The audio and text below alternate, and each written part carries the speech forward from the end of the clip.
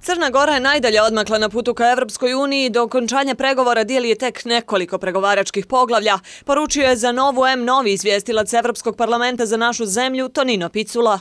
U svakom slučaju iduće proširenje Evropske unije, ma kad se ono dogodilo, neće biti bez Crne Gore. Da li će Crna Gora ući sama, da li će ući sa još jednom državom, to je naravno sad otvoreno pitanje, ali ukoliko nastavi ovakav posao kakav radi zapravo već 10 godina, onda doista sljedeće proširenje Evropske unije neće biti moguće bez uključenja upravo Crne Gore. Mora se, kaže Picula, konstatovati dobro obavljen posao koji je Crna Gora odradila do sada, ali i nastaviti sa reformama i radom, jer ukoliko izostane dalji napredak, može doći do ozbiljne frustriranosti.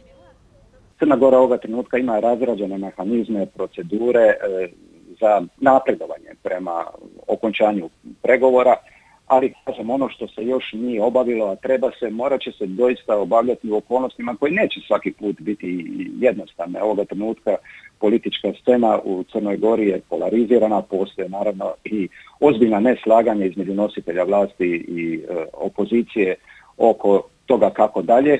Međutim, evo, ja ću sa svojim iskustvom, ali zastupnika u Europskom parlamentu, ali i zastupnika u Hrvatskom saboru i nositelja različitih dužnosti, nastojati pokušati prevladati taj jaz kako bi doista prije svega se realizirao zajednički cilj, a to je članstvo Crne Gore u Europskoj uniji. Komentarišući neučešće crnogorske opozicije u parlamentu, Picula apeluje da bojkot poslije nekog vremena postaje kontraproduktivan i zapravo udaljava od cilja.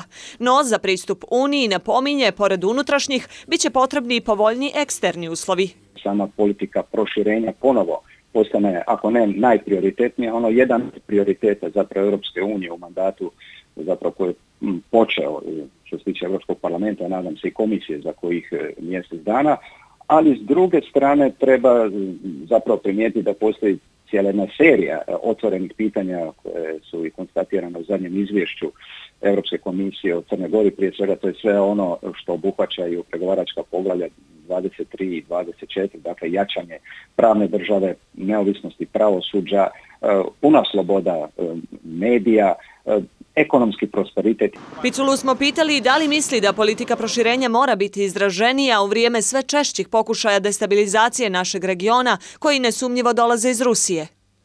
Potpuno se slažem. Zapravo ovoga trenutka jedna velika tema koja izaziva debate u svim institucijama Europske unije, pa i u Europskom parlamentu, je upravo kontrola ili sprječavanje utjecaja izvan europskih faktora na političke procese na Zapadnom Balkanu. I mislim da je to jedan od motiva za nešto zbiljnije pristupanje obnovi politike proširenja, jer su zapravo najutjecajnije zemlje članice Europske unije vidjele da ukoliko gravitacijska snaga Unije spram Zapadnog Balkana oslabi, naravno da će se otvoriti prostor i drugim igračima.